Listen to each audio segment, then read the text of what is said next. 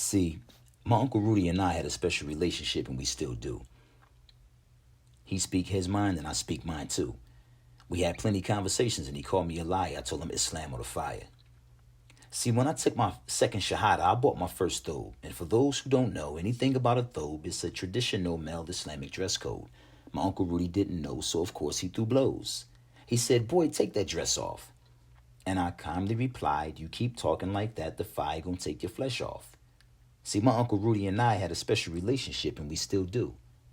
He spoke his mind, and I spoke mine too. We had plenty of conversations, and he called me a liar. I told him Islam or the fire. I used to tiptoe a little bit until I started practicing Islam, and he told me he wasn't feeling it. And even though he was fatherly, it didn't bother me. I bought him a noble Quran and told him while I'm praying, don't bother me. And then mind you, we argued almost every single day about religion and politics. He just couldn't understand how I changed my game plan literally right in front of his eyes. I went from smoking and drinking to hoping and thinking.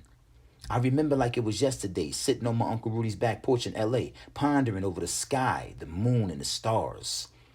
I said it can't be. The creator of the heavens and the earth created me simply so I can chase money, women, and cars? See, my Uncle Rudy and I had a special relationship, and we still do. He speak his mind, and I speak mine too. We had plenty of conversations, and he called me a liar. I told him Islam or the fire. I remember when I showed up at his doorstep. I was homeless, hungry, and lonely for sure. I slept in Denny's the night before on Wilshire Boulevard. Now at that time, even though I had a heart that was given, I wasn't practicing my religion, so the lifestyle I was living was nowhere near befitting. Anyway, I arrived alive with a laptop bag and a Dell I used to use when I slept in Denny's to hide my eyes. He said, "Get up, suit up, show up, and shut up. You can stay with me Monday through Friday, and on the weekends, stay with your cousin Ronnie or your friend." I was so happy. I had a roof over my head. I had a nice cozy bed. He made sure I was fed. It was just like my mother said. See, me and my Uncle Rudy had a special relationship, and we still do. He speak his mind, and I speak mine too. We had plenty of conversations, and he called me a liar. I told him Islam or the fire. So every morning would start exactly the same way, over a fresh cup of coffee and a conversation about how religion was man-made.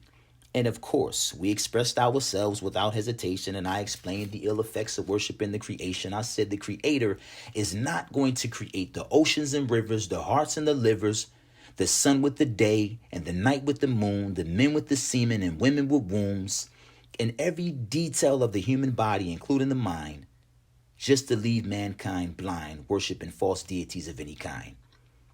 I said, "Uncle, what if I was sent to you to guide you and to show you that on the day of judgment, your money can't hide you? It's simple. Stop diving in fire like the flies do. He sent down prophets and messengers to guide you. Moses, peace be upon him, came with the Torah. Jesus, peace be upon him, came with the gospel." And I said the last part nice and calm. Muhammad, peace be upon him, the son of Abdullah from the Arabian Peninsula, came with the Quran. It's not permissible to ignore it. And each revelation was an abrogation of what came before it. See, me and my Uncle Rudy had a special relationship, and we still do. He spoke his mind, and I spoke mine too. We had plenty of conversations, and he called me a liar. I told him Islam or the fire.